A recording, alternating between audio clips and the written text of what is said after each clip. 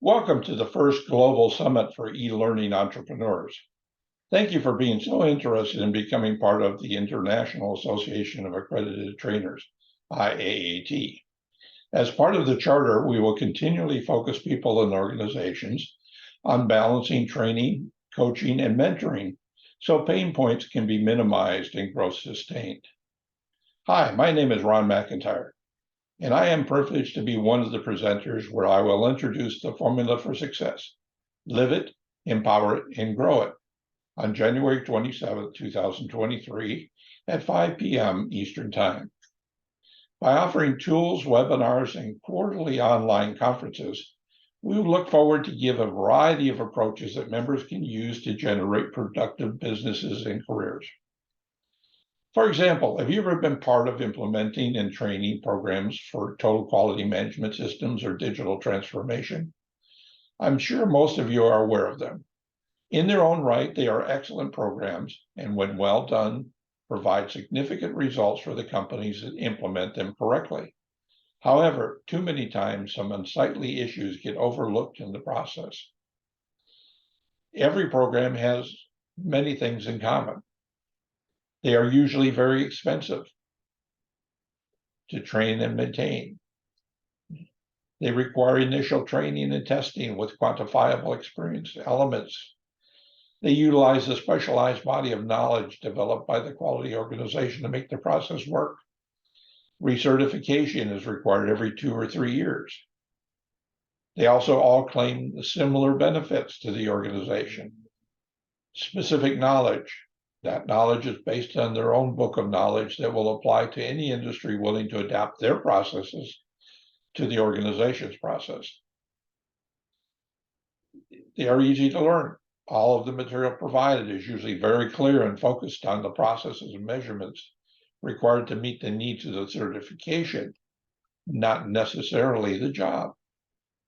Analytically sound. Generally, any certification process will have a portion of the process embedded in analytics of data captured through the various tools offered. Continuous improvement. Any quality certification worth investing in must have this as part of the ongoing process. If not, the investment is short-term and usually fraught with issues and problems.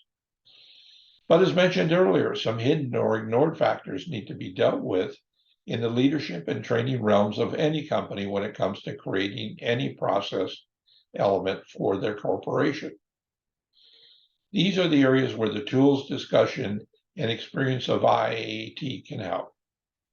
For example, under TQM, here are some of those pain points. Lack of leadership support and motivation. This is always number one because it is usually the first thing to go wrong. Many leaders will tell someone to train someone, but never provide the support, tools, logic, or motivation that makes the process dynamic and sustainable. Lack of understanding of the cost. Many fall prey to thinking all we need to do is just pay for the training and magically it will implement and run. This is a deadly mistake. Lack of any real job application. Due diligence needs to be done before embarking on any certification or quality program to ensure that it has real job applications within the organization.